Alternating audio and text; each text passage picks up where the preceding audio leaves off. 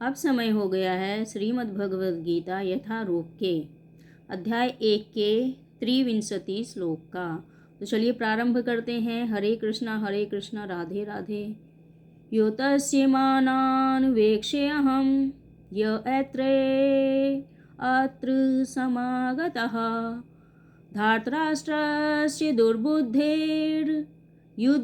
प्रिये चिकीर्ष्वः।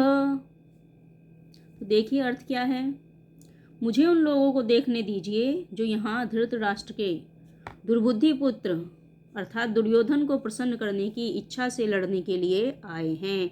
तो यहाँ पर यह किसने कहा है? तो यह अर्जुन बोल रहे हैं। तो अर्जुन बोल रहे हैं कि पहले मुझे उन लोगों को देख लेने दीजिए जो कि धृतराष्ट्र के दुर्बुद्धि पुत्र दुर्योधन को प्रसन्न करने की इच्छा से यहाँ पर युद्ध लड़ने आए हैं, यानी कि सिर्फ प्रशंसा प्राप्त करने के लिए, उसको प्रसन्न करने के लिए यहाँ पर युद्ध लड़ने आए हैं। तो देखिए इसका तात्पर्य क्या है।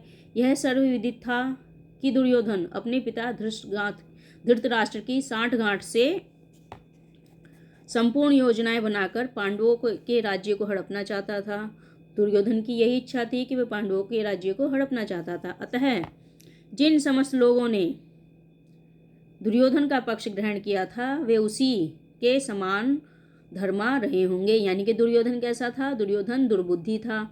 तो इसीलिए जितने लोगों ने उसके पक्ष में युद्ध लड़ने की इच्छा रखी वो कैसे थे? वो उसी के जैसे थे, यानी कि वो भी दुर्बुद्धि ही माने जाएंगे। तो अर्जुन युद्ध प्रारंभ होने से पूर्व यह तो जान ही लेना चाहता था कि कौन कौन आए हैं और कौन कौन आएंगे, किंतु उनके समक्ष समझौता का प्रस्ताव रखने की उसकी कोई योजना नहीं थी। यानी कि वह जो है ये सिर्फ जानना चाहता था कि वहाँ पर कौन कौन युद्ध लड़ने के लिए आया है, लेकिन उसकी यह कोई इच्छा नहीं थी कि उनके साथ यह समझौता रखे कि युद्ध ना किया जाए।